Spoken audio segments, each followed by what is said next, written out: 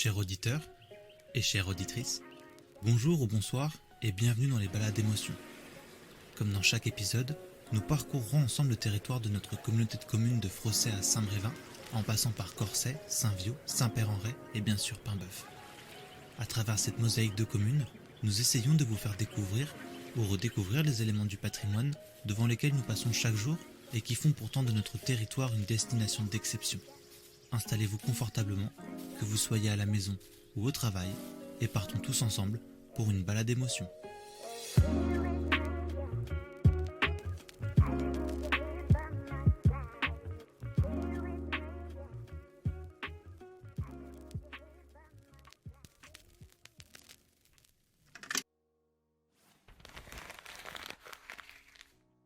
« 12 mai 1945.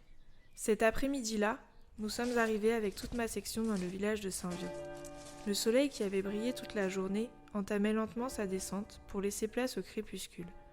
L'air redevenait léger, de quoi nous permettre de respirer et soulager nos poitrines. Nos familles nous manquaient. Nous avions tous perdu beaucoup d'amis depuis le début de cette guerre, mais celle-ci semblait enfin toucher à sa fin. Saint-Nazaire était tombé. Les poches de résistance de Brest, de Lorient, de Royan et de Saint-Nazaire se vidaient de la présence nazie, et nos alliés américains assuraient la libération du pays. Notre compagnie avait été dépêchée pour encadrer un groupe d'Allemands constitués prisonniers dans un lieu dit appelé La Brosse, dans un petit village entre Saint-Viaud et Frossay, deux communes du bord de Loire. Dans ce village, les Allemands avaient rassemblé leurs affaires dans une cour de ferme près d'un petit étang.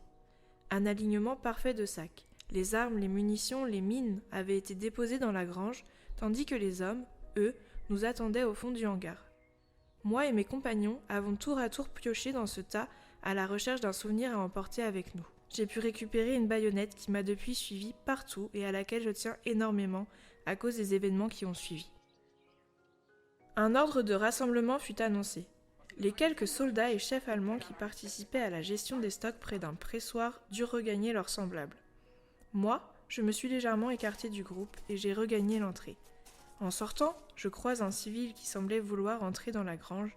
Je lui signale que la place d'un civil n'est pas ici. Je me suis planté là, face à tout ce groupe de tuniques. J'assiste à une scène peu banale entre un groupe soumis, aligné le long du mur, et l'autre plus désordonné, cependant l'air serein.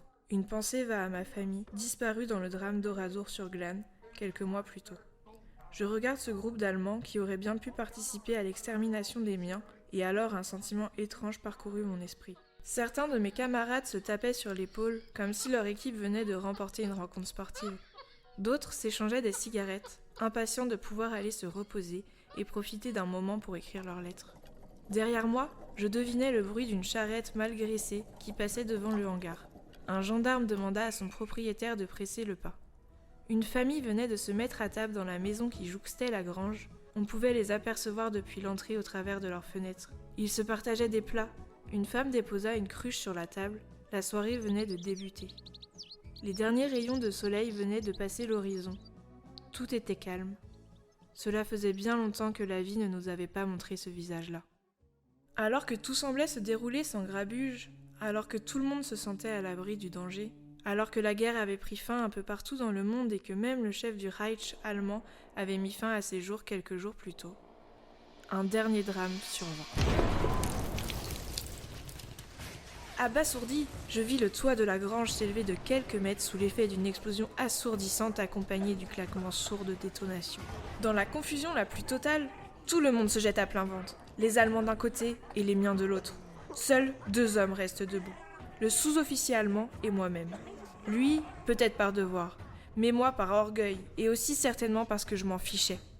Dans ce chaos, la poussière mélangée à la fumée ne m'empêcha pas d'échanger un long regard avec celui de l'Allemand. Je ne saurais dire combien de temps notre échange a duré, mais en fin de compte, aucun de nous deux n'aura baissé les yeux. Lorsque mes collègues reprirent leurs esprits, assurés de ne plus craindre aucun danger, tous se redressèrent autour de moi. Nous nous sommes avancés au-devant de nos ennemis, convaincus qu'ils avaient piégé les munitions, soucieux de partir en martyrs plutôt qu'en prisonniers. Nos armes pointaient sur eux, mes frères d'armes, qui savaient tous l'horreur perpétrée envers mon village, n'attendaient plus qu'un signe de ma part. Les Allemands durent le sentir puisqu'ils s'entassèrent, rampant de peur et d'effroi au fond du hangar.